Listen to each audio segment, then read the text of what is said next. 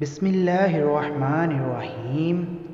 مجھے ایک لڑکی سے شدید عشق ہو گیا تھا۔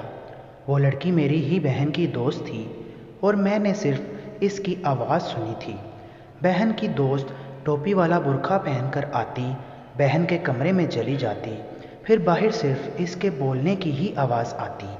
جب میں نے بہن سے اپنی محبت کا ذکر کیا تو وہ گھبرا گئی اور بولی اس کا نکاح پہلے سے ہوا ہے، لیکن میں جانتا تھا یہ جھوٹ ہے۔ اس لیے روبرو بات کرنے کے لیے جب اگلے دن وہ آئی تو میں بنا پوچھے دروازہ کھول کے اندر چلا گیا، لیکن یہ دیکھ کر میرے سر پر آسمان ٹوٹ پڑا کہ اندر برقع پہنے رات کے 2 بج چکے تھے، مگر نیند میری آنکھوں سے کوسوں دور تھی۔ اس کی وجہ بس ایک ہی تھی کہ یہ میرا ماضی داغدار تھا۔ مجھے ایک پل بھی سکون نہیں ملتا تھا۔ لمحہ با لمحہ بے قراری بڑھتی جا رہی تھی۔ اس کے سبب میں نے اپنی بہن کی زندگی کو بہت محدود کر کے رکھا تھا۔ مجھے کبھی کبھار ایسا لگتا تھا کہ میری بہن ماہ نور ایک پنچھی ہے جس کے پر کاٹ کر میں نے اسے پنجرے میں بند کر رکھا ہو۔ مجھے اپنی بہن کی حالت دیکھ کر بہت ترس آتا تھا، مگر میں بھی کیا کرتا، میں یہ سب کرنے کے لیے مجبور تھا۔ پرانے محلے میں سب کو علم ہو چکا تھا کہ میرا اور میری بہن کا ماضی داغدار ہے، اس لیے ہم نے محلہ بدل لیا۔ نئے محلے میں آ کر حالات بدل چکے تھے، مگر میں نہیں بدلا تھا، میرا دل نہیں بدلا تھا۔ ابو خوش رہنے لگے۔ وہ بولے فیصل تم شادی کر لو، کچھ میرے حالات کو دیکھ لو، تم شادی کر لو گے تو میرے دل کو سکون آ جائے گا کہ چلو میں ایک بچے کے فرض سے تو سب کا دوش ہو گیا ہوں۔ میں دل میں تو سوچتا تھا کہ ابو آپ کی اس حالت کی وجہ سے ہی تو شادی کرنے کا میں سوچ بھی نہیں سکتا۔ میری بہن ماہ نور بہت اچھی تھی، میں نے اس پر شروع سے ہی بہت سختی کر رکھی تھی۔ اسے گھر سے نکلنے کی اجازت نہیں دیتا تھا، اسے کوئی سہیلی بنانے کی بھی اجازت نہ تھی۔ زندگی کے ہر معاملے میں میں نے اس پر روک ٹوک کی ہوئی تھی۔ ٹی وی دیکھنے کی اس کو اجازت نہیں تھی، موبائل اس کے پاس نہیں تھا، مگر اس نے آج تک اپنی زبان سے اف تک نہ کیا تھا۔ وہ کہتی تھی کہ جیسے بھائی کہیں گے میں ویسے ہی کروں گی۔ ہم لوگ نئے محلے میں آئے تو ایک دن ایک برقع پوش لڑکی ہمارے گھر آئی۔ میں حیرت زدہ سا تھا، اس کو دیکھتا رہا۔ میں بولا لڑکی کون ہو تم اور کس سے ملنے آئی ہو؟ وہ گھبرا گئی اور کہنے لگی میں یہاں پر ماہ نور سے ملنے آئی ہوں۔ مجھے علم ہوا ہے کہ ہمارے محلے میں ایک نئی لڑکی آئی ہے۔ میں نے سوچا اس سے جا کر مل آؤں اور دوستی کر لوں۔ مجھے اس کی بات سن کر بے انتہا غصہ آیا۔ میں بولا نکل جاؤ یہاں سے، میری بہن یہ فضول حرکتیں نہیں کرتی، اسے دوستیاں کرنے کا کوئی شوق نہیں ہے۔ یہ کام تم جیسی آوارہ لڑکیوں کے ہوتے ہیں جو کسی کے بھی گھر منہ اٹھا کر آ جاتی ہیں۔ نہ جانے کیسے ماں باپ ہیں جو روکتے ٹوکتے بھی نہیں۔ وہ لڑکی گھبرا کر واپس چلی گئی تو میں بھی کام کے سلسلے میں گھر سے باہر نکل گیا۔ میری واپسی تقریباً رات 8 بجے ہوئی۔ مجھے دیکھتے ہی ابو مجھ پر چڑھ دوڑے۔ وہ غصے سے بولے فیصل مجھے ایک بات تو بتاؤ، ماہ نور میری بیٹی ہے یا تمہاری؟ اس کا باپ میں ہوں یا تم ہو؟ اس کی زندگی کے فیصلے لینے والے تم کون ہوتے ہو؟ میں نے تمہیں 1000 بار کہا ہے کہ شادی کر لو، تمہارا دھیان بدل جائے گا، لیکن تم شادی بھی نہیں کرتے۔ مجھے سمجھ نہیں آ رہی تمہارے ساتھ مسئلہ کیا ہے۔ میں ایک دم سے حیران رہ گیا اور بولا کیا کہا آپ نے؟ آپ کو سمجھ نہیں آتی؟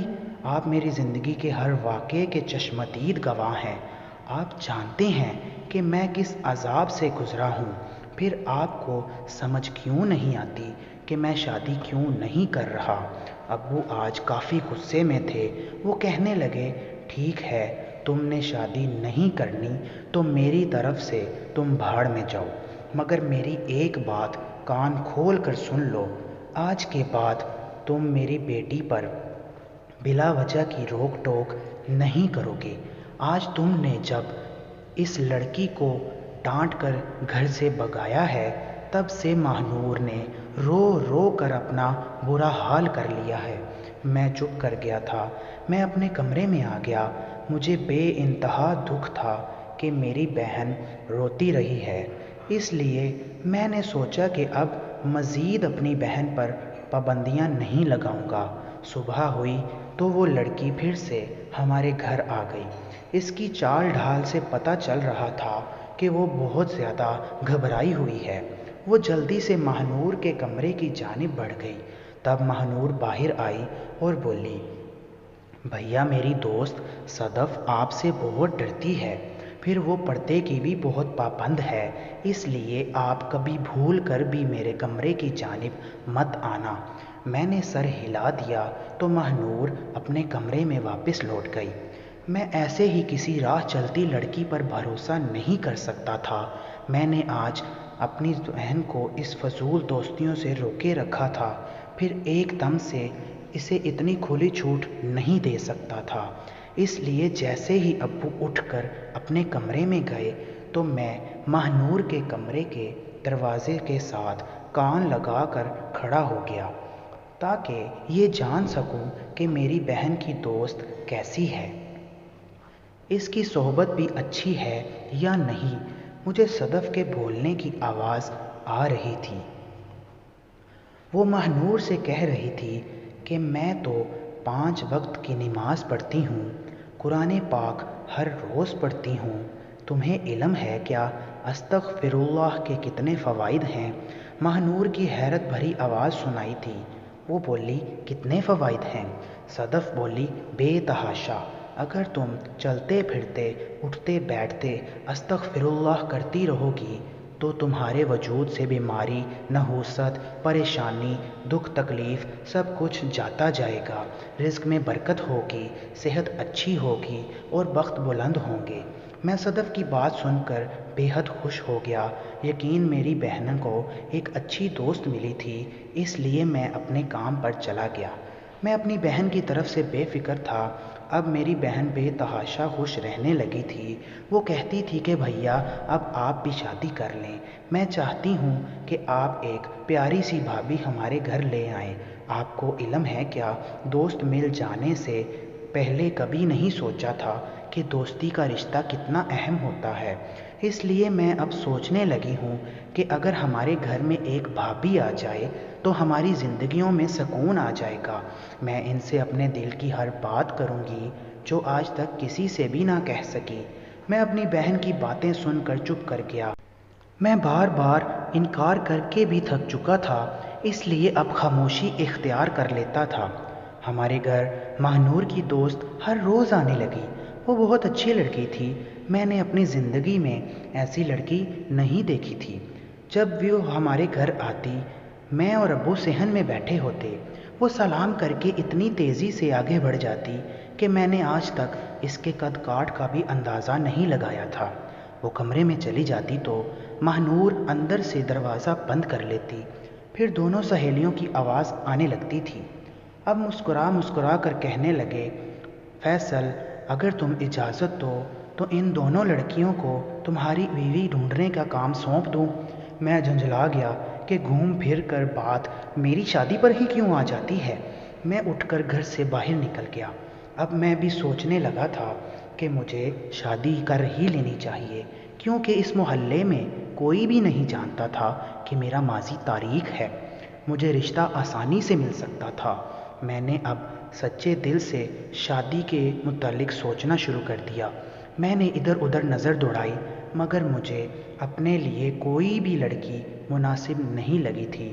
میں نے سوچ لیا تھا کہ میں یہ کام ماہنور کی سہیلی صدف کی امی کو سونپ دوں گا۔ اگلے دن میں صحن میں بیٹھا انتظار کر رہا تھا کہ صدف آ جائے تو میں اپنے کام پر چلا جاؤں۔ آج اسے آنے میں بہت دیر ہو چکی تھی۔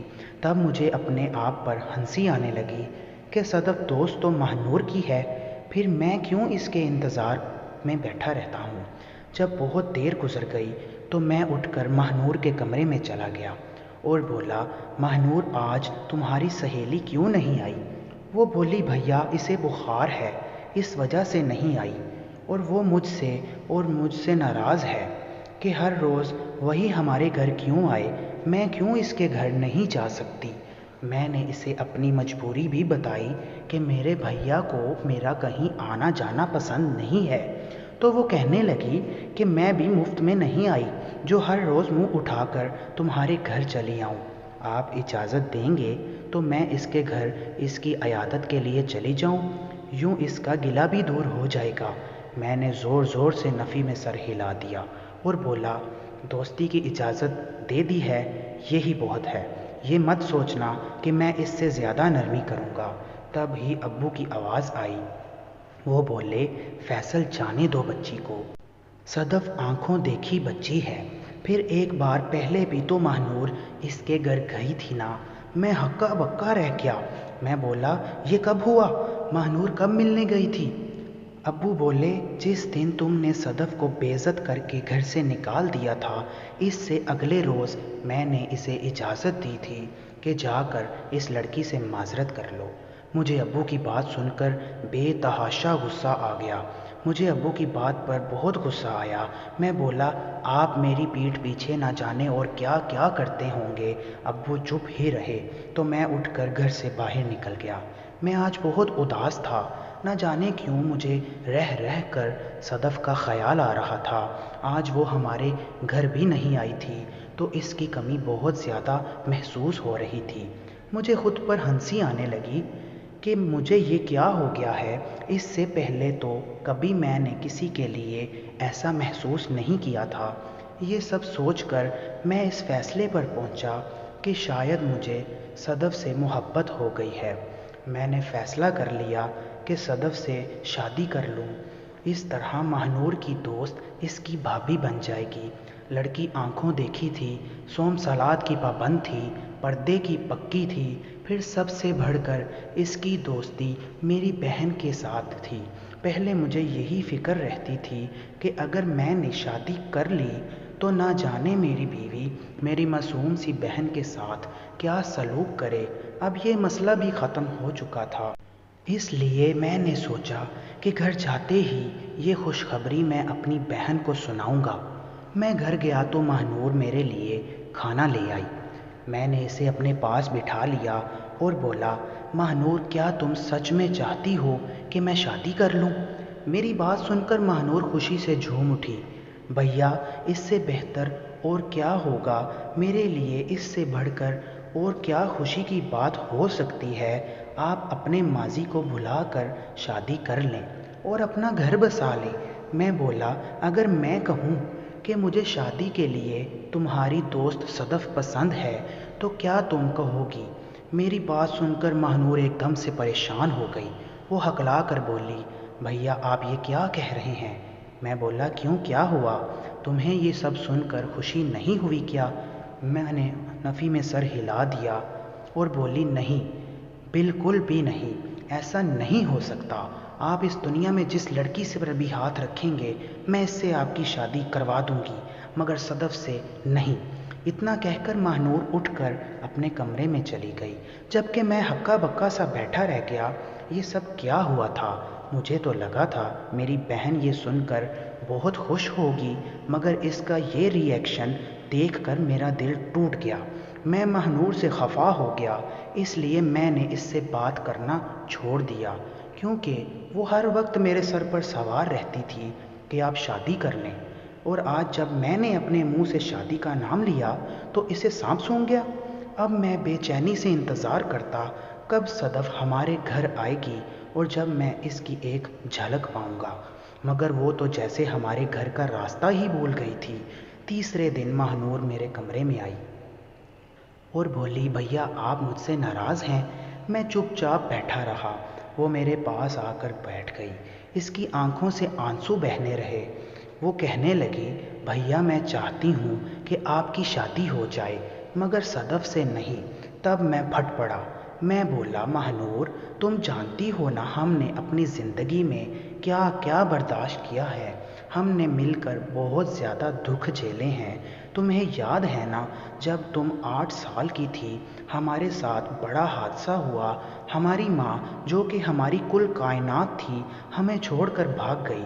تمہیں یاد ہے نا ابو کس طرح پھوٹ پھوٹ کر رو رہے تھے؟ انہوں نے دیوار میں سر مار مار کر برا حال کر لیا تھا، اور وہ کہہ رہے تھے کہ میں بدنام ہو گیا، میں زمانے میں کسی کو شکل دکھانے کے قابل نہیں رہا، یہ عورت کتنی بے وفا ہوتی ہے۔ اس رات ابو ہمارے گلے لگ کر روئے تھے، مگر صبح جیسے ہی ابو نے اپنے وجود پر مضبوطی کا خول چڑھا لیا، انہوں نے اپنے غموں کو ہم سے چھپا لیا۔ لیکن اس رات ابو نے جو الفاظ کہے تھے نا کہ عورت کتنی بے وفا ہوتی ہے، وہ میرے دل و دماغ میں چمٹ گئے ہیں۔ تمہیں یاد ہے نا، تمہیں اور مجھے اپنا پرانا اسکول بھی اسی لیے چھوڑنا پڑا کیونکہ لوگ ہمیں ماں کے کردار کے طعنے دیتے تھے۔ محلے کے بچوں نے ہمارے ساتھ کھیلنا تک چھوڑ دیا تھا کیونکہ وہ کہتے تھے کہ ہم ایسے بچوں کے ساتھ نہیں کھیلتے جن کی ماں گھر سے بھاگ گئی ہو۔ ماہنور یہ بات سن کر روتی رہی، اس کی ہچکی بند نہ ہو رہی تھی۔ وہ بولی، بھیا مجھے یاد ہے، پھر ایک وقت ایسا بھی آیا کہ آپ ان تمام باتوں سے عاجز آ گئے تھے کہ آپ نے مجھ پر پابندیاں لگانا شروع کر دی تھیں۔ آپ کو لگنے لگا تھا کہ میں بھی امی کی طرح گھر چھوڑ کر نہ بھاگ جاؤں، اس لیے آپ نے مجھے گھر میں قید کر دیا۔ بھیا آپ سے ایک بات کہوں، آپ نے یہ سب کر کے اچھا نہیں کیا۔ آپ نے امی کے جرم کی سزا مجھے کیوں دے دی؟ آپ نے مجھ سے میرا بچپن چھین لیا۔ میرا دل ماہنور کی بات سن کر پھٹنے لگا۔ میں بولا، ہاں ماہنور، میں جانتا ہوں کہ میں غلط تھا، لیکن میں بھی کیا کرتا؟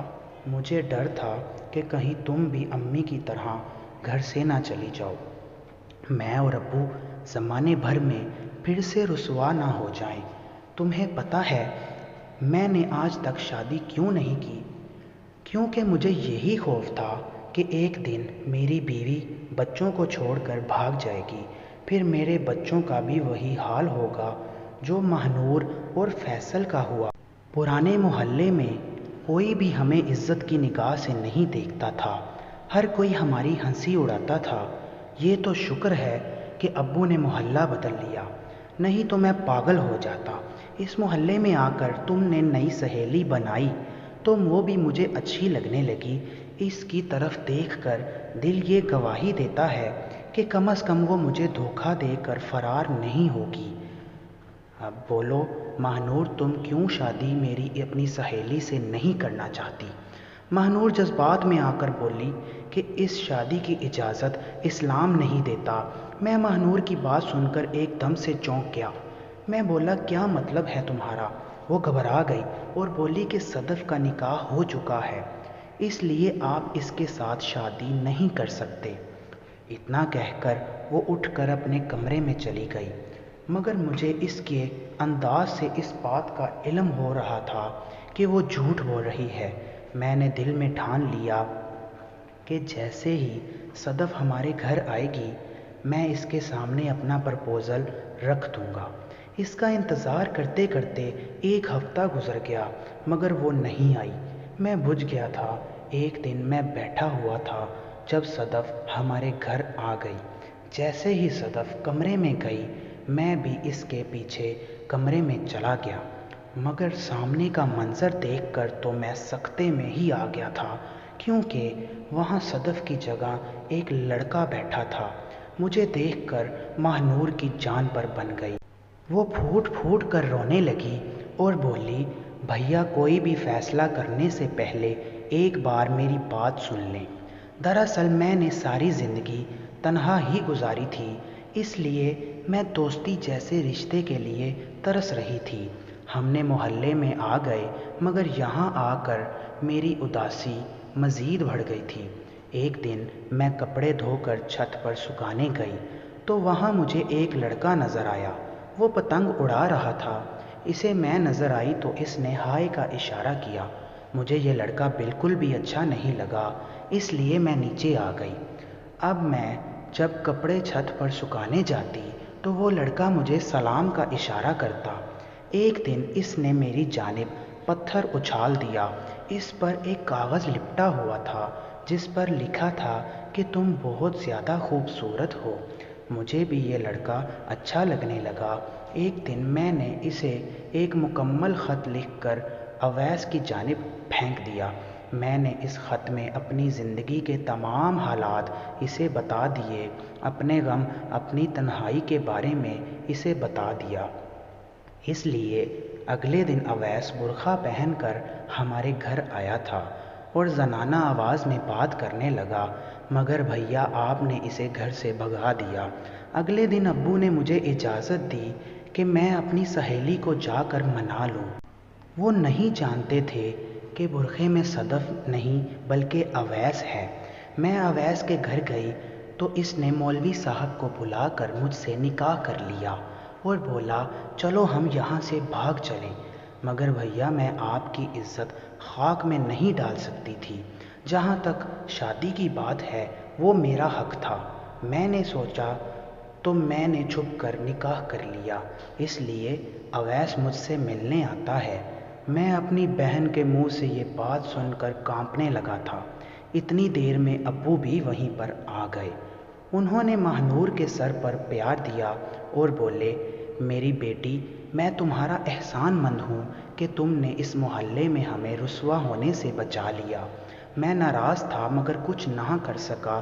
ابو نے سادگی سے ہی ماہنور کی رخصتی کر دی۔ ایک دن اویس اور ماہنور ہمارے گھر آئے۔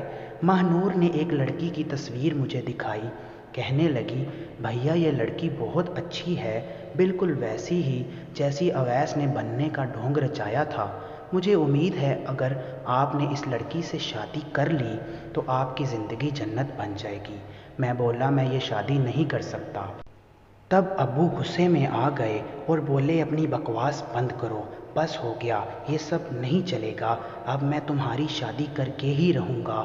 ابو نے ہاں کہہ دی۔ ماہنور اور اویس نے مل کر سارے انتظامات کیے اور یوں میری شادی کر دی گئی۔ میری بیوی نمرہ بہت اچھی لڑکی ہے، وہ مجھ پر جان نچھاور کرتی ہے، میں بھی اسے چاہنے لگا ہوں۔